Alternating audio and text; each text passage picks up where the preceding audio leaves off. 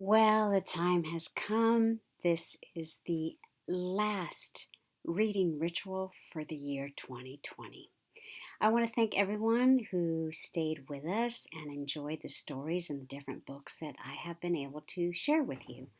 I want to also thank my reading champions and companions, Gus Duck, Susie May. They encourage us and remind us that even when we struggle with our reading skills, that we should always keep trying. I know it happens to me. I stumble a little bit because the letters or the words get all jumbled up, or I stumble and stutter, and that's okay because when you've got your reading champions in your corner, you just keep going. So I'm going to just, as always, keep them here right with us. Before I get into the last chapter of this chapter book that we've been reading, The Secret Garden, I hope that you are enjoying the story itself. But I also wanted to mention that for 2021, we have some really special new ideas that we're going to incorporate. We'll be back probably sometime at the end of January in the new year. So just wanted to let you know that. And with that, we're going to read the last and final chapter of The Secret Garden. And this one is called In the Garden. Now, we know that in chapter 26, it was a little bit of an emotional chapter for me, but Mrs. Sowerby, Dickens' mother, joined the children in the garden. And Colin, in the previous chapter, had discovered that he is well and he's healed. So now it's just a matter of waiting for his father to return to Misselthwaite. Chapter 27, our final chapter. In the Garden. In each century since the beginning of the world, wonderful things have been discovered. In the last century, more amazing things were found out than in any century before. In this new century, hundreds of things still more astounding will be brought to light. At first, people refuse to believe that a strange new thing can be done. Then they begin to hope it can be done. Then they see it can be done, and then it is done. And all the world wonders why it was not done centuries ago. One of the new things people began to find out in the last century was that thoughts, just mere thoughts, are as powerful as electric batteries, as good for one as sunlight is, or as bad for one as poison. To let a sad thought or a bad one get into your mind is as dangerous as letting a scarlet fever germ get into your body. If you let it stay there after it has got in you, you may never get it out as long as you live. So long as Mistress Mary's mind was full of disagreeable thoughts about her dislikes and sour opinions of people, and her determination not to be pleased by or interested in anything, she was a yellow-faced, sickly, bored, and wretched child. Circumstances, however, were very kind to her, though she was not at all aware of it. They began to push her about for her own good. When her mind gradually filled itself with robins and moorland cottages crowded with children, with strange, crabby old gardeners and common little Yorkshire housemaids, with springtime and with secret gardens coming alive day by day, and also with the moor boy and his creatures, there was no room left for disagreeable thoughts which affected her liver and her digestion and made her yellow and tired. So long as Colin shut himself up in his room and thought only of his fears and weakness and his detestation of people who looked at him and reflected hourly on humps and early death, he was a hysterical, half-crazy little hypochondriac who knew nothing of the sunshine and the spring and also did not know that he could get well and could stand upon his own feet if he tried to do it. When new, beautiful thoughts began to push out the old, hideous ones, life began to come back into him. His blood ran healthily through his veins, and strength poured into him like a flood. His scientific experiment was quite practical and simple, and there was nothing weird about it at all. Much more surprising things can happen to anyone who, when a disagreeable or discouraged thought comes into his mind, just has the sense to remember in time to push it out. by putting in an agreeable, determinedly courageous one. Two things cannot be in one place. Where you tend a rose, my lad, a thistle cannot grow. While the secret garden was coming alive, and two children were coming alive with it, there was a man wandering about certain faraway, beautiful places in the Norwegian fjords, in the valleys, and the mountains of Switzerland, and he was a man who for 10 years had kept his mind filled with dark and heartbroken longing. He had not been courageous. He had never tried to put any thoughts in the place of the dark ones. He had wandered by blue lakes and thought them. He had lain on mountain sides with sheets of deep blue gentians blooming all about him and flower breaths filling all the air, and he had thought them. A terrible sorrow had fallen upon him when he had been happy, and he had let his soul fill itself with blackness and had refused obstinately to allow any rift of light to pierce through. He had forgotten and deserted his home and his duties. He had forgotten that when he traveled about, he had things he was responsible for. And darkness so brooded over him that the sight of him was a wrong done to other people, because it was as if he poisoned the air about him with gloom. Most strangers thought he must be either half mad or a man with some hidden crime on his soul.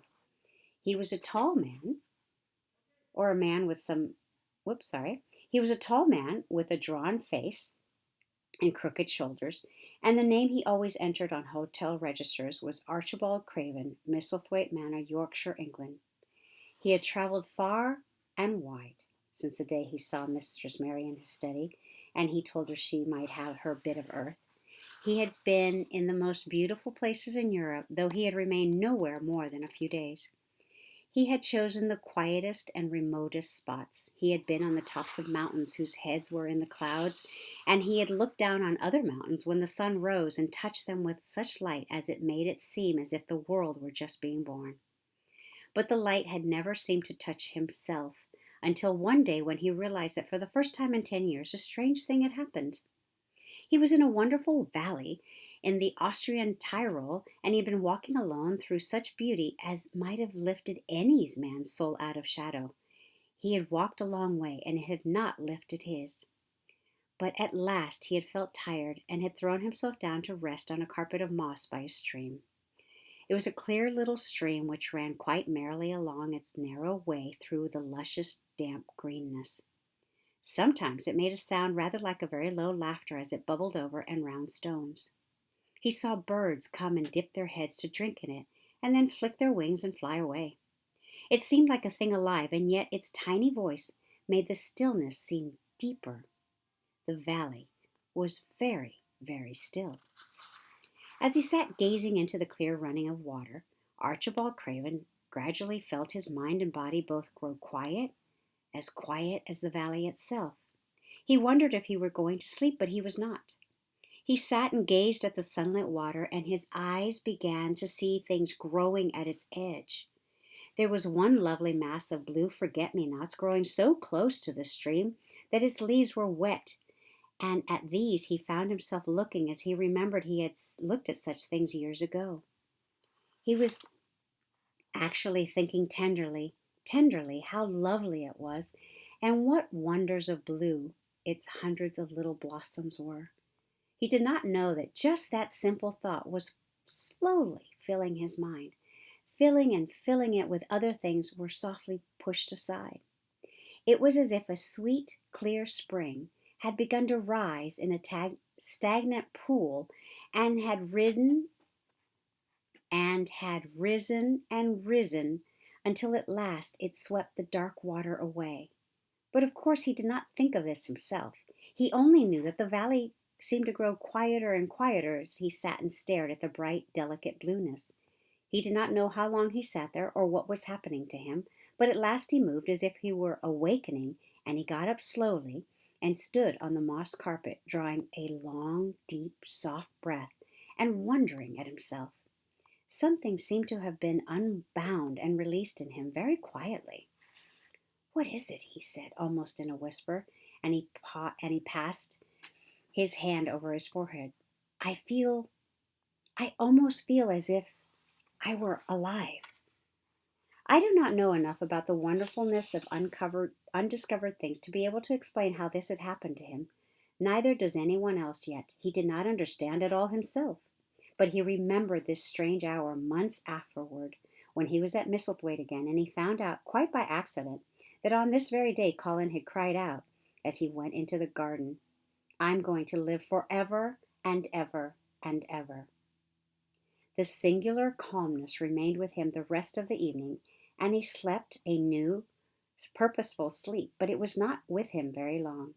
He did not know that it could be kept. By the next night he had opened the doors wide to his dark thoughts, and they had come trooping back in.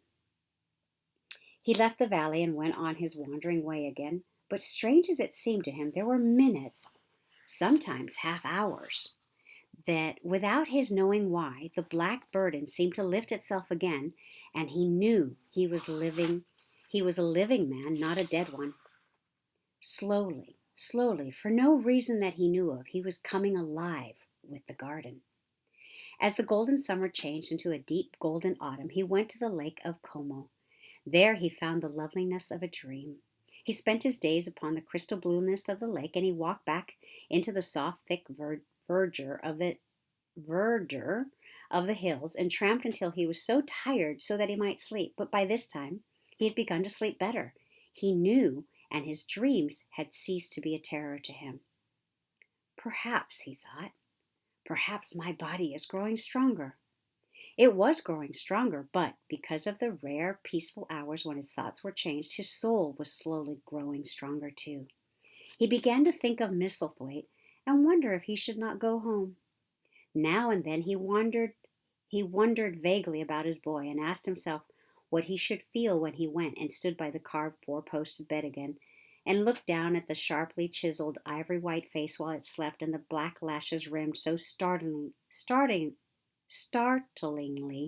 the close-shut eyes. He shrank from it. One marvel of a day, he had walked so far that when he returned the moon was high and full and all the world was purple, shadow, and silver. The stillness of lake and shore and wood was so wonderful that he did not go into the villa he lived in. He walked down to a little bowered terrace at the water's edge and sat upon a seat and breathed in all the heavenly scents of the night.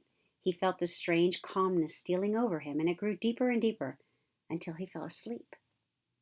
He did not know when he fell asleep and when he began to dream. In his dream, it was so real that he did not feel as if he were dreaming.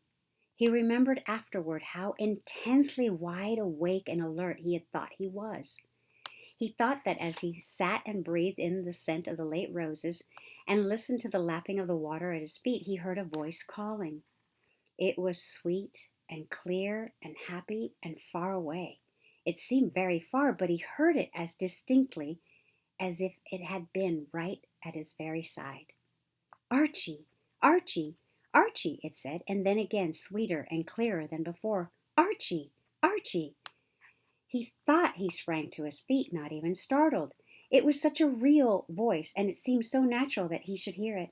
"Lilias, Lilias," he answered. "Lilias, where are you?" "In the garden." It came back like a sound from a golden flute. "In the garden." And then the dream ended. But he did not waken. He slept soundly and sweetly all through that lovely night. When he did awake at last, it was brilliant morning, and a servant was standing staring at him.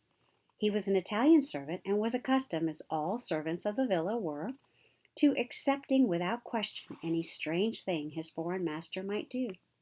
No one ever knew when he would go out or come in, or where he would choose to sleep, or if he would roam about the garden or lie in the boat on the lake all night. The man held a salver with some letters on it, and he waited quietly until Mr. Craven took them. When he had gone away, Mr. Craven sat a few moments holding them in his hand and looking at the lake.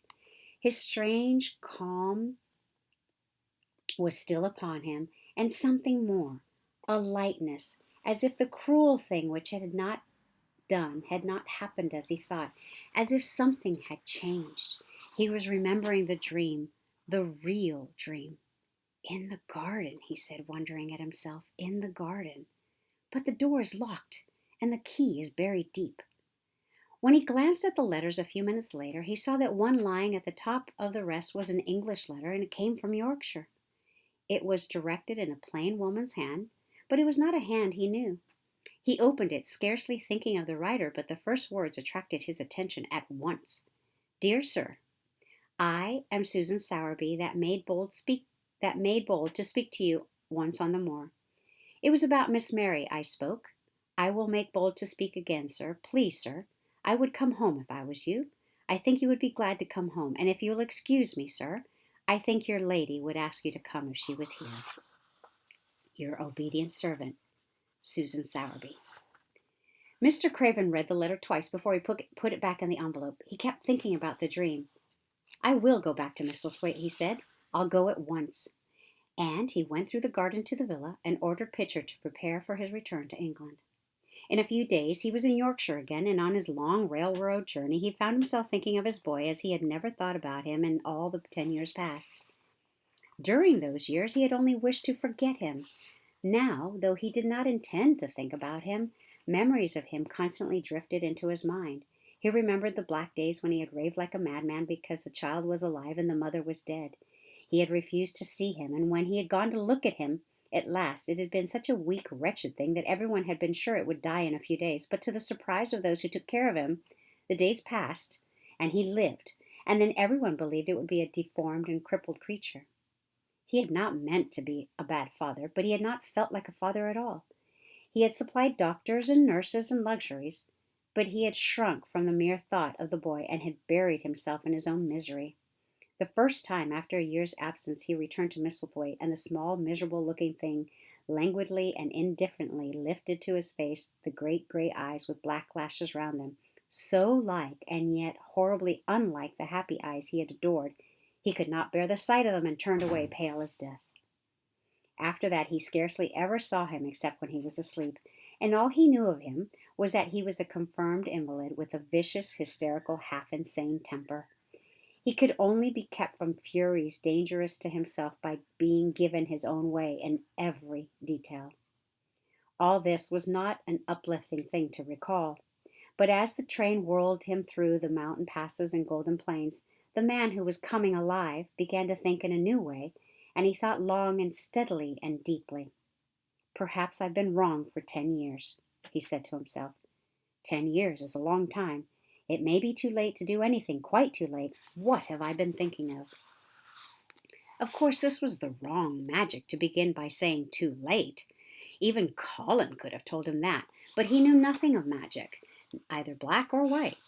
This he had yet to learn.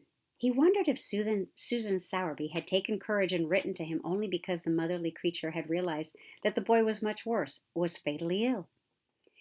If he had not been under the spell of the curious calmness which had taken possession of him, he would have been more wretched than ever, but the calm had brought a sort of courage and hope with it. Instead of giving way to thoughts of the worst, he actually found he was trying to believe in better things. Could it be possible that she sees that I may be able to do him good and control him, he thought. I will go and see her on my way to Misselthwaite. But when on his way across the moor he stopped the carriage at the cottage, 7 or 8 children who were playing about, gathered in a group, bobbing 7 or 8 friendly and polite curtsies, told him that their mother had gone to the other side of the moor early in the morning to help a woman who had had a new baby. Our Dickon, they volunteered, was over at the manor working in one of the gardens, where he went several days each week. Mr. Craven looked over the collection of sturdy little bodies and round red-cheeked faces, each one grinning in its own particular way. And he awoke to the fact that they were a healthy, likable lot. He smiled at their friendly grins and took a golden sovereign from his pocket and gave it to our Elizabeth Ellen, who was the oldest. If you divide that into 8 parts, there will be half a crown for each of you, he said. Then, amid grins and chuckles and bobbing of curtsies, he drove away, leaving ecstasy and nudging elbows and little jumps of joy behind. The drive across the wonderfulness of the moor was a soothing thing. Why, it did seem to give him a sense of homecoming, which he had been sure he could never feel again. That sense of the beauty of land and sky and purple bloom of distance, and a warming of the heart at drawing near to the great old house which had held those of his blood for 600 years. How he had driven away from it last time, shuddering to think of its closed rooms, and the boy lying in the 4-poster bed, with the brocaded hangings. Was it possible that perhaps he might find him changed, a little for the better, and that he might overcome his shrinking from him? How real that dream had been! How wonderful and clear the voice which called back to him, in the garden, in the garden. I will try to find the key, he said. I will try to open the door. I must, though I don't know why. When he arrived at the manor, the servants who received him with the usual ceremony noticed that he looked better, and that he did not go to the remote rooms where he usually lived attended by Pitcher. He went into the library and sent for Mrs. Medlock. She came to him somewhat excited and curious and flustered. "How is Master Colin, Medlock?" he inquired. "Well, sir," Mrs. Medlock answered, "he's different in a matter of speaking." "Worse?" he suggested. Mrs. Medlock really was flushed. "Well, you see, sir," she tried to explain, "neither Dr. Craven nor the nurse nor me can exactly make him out. Why is that? To tell the truth, sir, Master Colin might be better, and he might be changing for the worse. His appetite, sir, is past understanding, and his ways—" "Has he become more peculiar?" her master asked, knitting his brows anxiously. "That's it, sir. He's growing more peculiar. When you compare him to what he used to be. He used to eat nothing, and then he suddenly began to eat something enormous. Then he stopped again all at once, and the meals were sent back just as they used to be. You never knew, sir, perhaps that out of doors he would never let himself be taken. The things we've gone through to get him out in his chair would leave a body trembling like a leaf. He'd throw himself into such a state that Dr. Craven said he couldn't be responsible for forcing him. Well, sir, just without warning, not long after one of his worst tantrums, he suddenly insisted on being taken out every day by Miss Mary and Susan Sowerby's boy, Dickon, that could push his chair. He took a fancy to both Miss Mary and Dickon brought his tame animals, and if you'll credit it, sir, out of doors he will stay from morning until night." "How does he look?" was the next question. "If he took his food natural, sir, you'd think he was putting on flesh, but we're afraid it might be sort of a bloat. He laughs sometimes in a queer way when he's alone with Miss Mary. He never used to laugh at all. Dr. Craven is coming to see you at once, if you'll allow him. He never was as puzzled in his life." "Where's Master Colin now?" Mr. Craven asked. "In the garden, sir. He's always in the garden, though not a human creature is allowed to go near for fear they'll look at him." Mr. Craven scarcely heard her last words. "In the garden," he said. And after he had sent Mrs. Medlock away, he stood and repeated it again and again. "In the garden, in the garden." He had to make an effort to bring himself back to the place he was standing in, and when he felt he was on earth again, he turned and went out of the room. He took his way, as Mary had done, through the door in the shrubbery and among the laurels and the fountains and the fountain beds. The fountain was playing now and was encircled by beds of brilliant autumn flowers. He crossed the lawn and turned into the long walk by the ivied walls. He did not walk quickly, but slowly, and his eyes were on the path. He felt as if he were being drawn back to the place he had so long forsaken, and he did not know why. As he drew near to it, his step became still more slow. He knew where the door was, even though the ivy hung thick over it, but he did not know exactly where it lay, that buried key. So he stopped and stood still, looking at him. And almost the moment after he paused, he started and listened, asking himself if he was walking in a dream. The ivy hung thick over the door. The key was buried under the shrubs. No human being had passed that portal for 10 lonely years. And yet, inside the garden, there were sounds. There were sounds of running, scuffling feet seeming to chase round and round under the trees. They were strange sounds of lowered, suppressed voices, exclamations, and smothered, joyous cries. It seemed actually like the laughter of young things, the uncontrollable laughter of children who were trying not to be heard, but who in a moment or so, as their excitement mounted, would burst forth. What in heaven's name was he dreaming of? What in heaven's name did he hear? Was he losing his reason and thinking he heard things which were not for human ears? Was it that the far clear voice had meant? And then the moment came, the uncontrollable moment when the sounds forgot to hush themselves. The feet ran faster and faster. They were nearing the garden door. There was quick, strong, young breathing and a wild outbreak of laughing shouts which could not be contained. And the door in the wall was flung wide open, the sheet of ivy swinging back, and a boy burst through it at full speed and, without seeing the outsider, dashed almost into his arms. Mr. Craven had extended them just in time to save him from falling as a result of his unseeing dash against him. And when he held him away to look at him in amazement at his being there, he truly gasped for a breath. He was a tall boy and a handsome one. He was glowing with life, and his running had sent splendid color leaping to his face. He threw the thick hair back from his forehead and lifted a pair of strange gray eyes, eyes full of boyish laughter and rimmed with black lashes like a fringe. It was the eyes which made Mr. Craven gasp for breath. "Who? What? Who?" he stammered. This was not what Colin had expected. This was not what he had planned. He had never thought of such a meeting. And yet, to come dashing out, winning a race, perhaps it was even better. He drew himself up to his very tallest. Mary, who had been running with him and had dashed through the door too, believed that he managed to make himself look taller than he had ever looked before. "Father," he said, "I'm Colin. You can't believe it. I scarcely can myself. I'm Colin." Like Mrs. Medlock, he did not understand what his father meant when he said hurriedly, "In the garden, in the garden." "Yes," hurried on Colin, "it was the garden that did it, and Mary and Dickon and the creatures and the magic. No one knows. We kept it to tell you when you came. I'm well. I can beat Mary in a race. I'm going to be an athlete." He said it all so like a healthy boy, his face flushed, his words tumbling over each other in his eagerness, that Mr. Craven's soul shook with unbelieving joy. Colin put out his hand and laid it on his father's arm. "Aren't you glad, Father?" he ended. "Aren't you glad? I'm going to live forever and ever and ever." Mr. Craven put his hands on both the boy's shoulders and held him still. He knew he dared not even try to speak for a moment. "Take me into the garden, my boy," he said at last, "and tell me all about it." And so they led him in. The place was a wilderness of autumn gold and purple and violet blue and flaming scarlet, and on every side were sheaves of late lilies standing together, lilies which were white or white and ruby. He remembered well when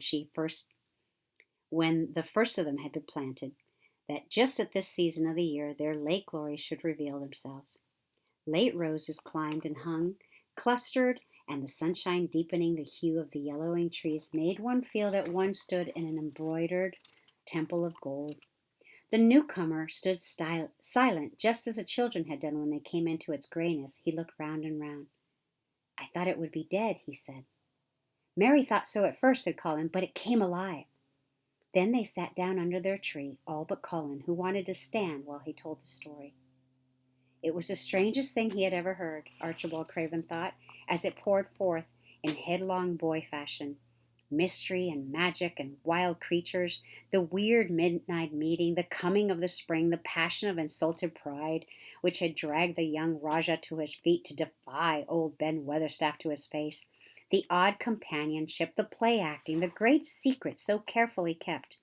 The listener laughed until tears came into his eyes, and sometimes tears came into his eyes when he was not laughing. The athlete, the lecturer, the scientific discoverer was a laughable, lovable, healthy, young human being. "Now," he said at the end of the story, "it need not be a secret any more. I dare say it will frighten them nearly into fits when they see me, but I'm never going to get into that chair again. I shall walk back with you, Father, to the house." Ben Weatherstaff's duties rarely took him away from the gardens, but on this occasion he made an excuse to carry some vegetables to the kitchen, and being invited into the servants' hall by Mrs. Medlock to drink a glass of beer, he was on the spot, as he had hoped to be, when the most dramatic event Misselthwaite Manor had seen during the present generation actually took place. One of the windows looking upon the courtyard gave also a glimpse of the lawn. Mrs. Medlock, knowing Ben had come from the gardens, hoped that he might have caught sight of his master, and even by chance of his meeting with Master Colvin. "Did you see either of them, Weatherstaff?" she asked. Ben took his beer mug from his mouth and wiped his lips with the back of his hand. "Aye, that I did," he answered with a shrewdly significant air. "Both of them?" suggested Mrs. Medlock. "Both of 'em," returned Ben Weatherstaff. "Thank ye kindly, ma'am. I could sup another mug of it." "Together?" said Mrs. Medlock, hastily overfilling his beer mug in her excitement. "Together, ma'am," said Ben, and gulped down half of his new mug at one gulp. "Where was Master Colin? How did he look? What did they say to each other?" "I did not hear that," said Ben. "Along, only being on the step-ladder looking over the wall. But I'll tell thee this. There's been things going on outside as you house people knows naught about. And what they'll find out soon." And it was not 2 minutes before he swallowed the last of his beer and waved his mug solemnly toward the window which took in through the shrubbery a piece of the lawn. "Look there," he said, "if thou's curious. Look what's comin' across the grass." When Mrs. Medlock looked, she threw her hands up and gave a little shriek, and every man and woman servant within hearing bolted across the servants' hall and stood looking through the window with their eyes almost starting out of their heads. Across the lawn came the master of Misselthwaite, and he looked as many of them had never seen him. And by his side, with his head up in the air and his eyes full of laughter, walked as strongly and steadily as any boy in Yorkshire. And that was Master Colin. Well, that concludes The Secret Garden. It's one of my favorite books of all time. I'm so happy that I was allowed to share this with you. This is the last and final chapter of The Secret Garden. And with that, Susie May and Gus Duck and Miss Carmen, we all wish you a happy new year. We'll see you in 2021. Bye-bye, everyone. Thanks for joining us. And don't forget to like and comment and share our reading ritual videos. Bye-bye.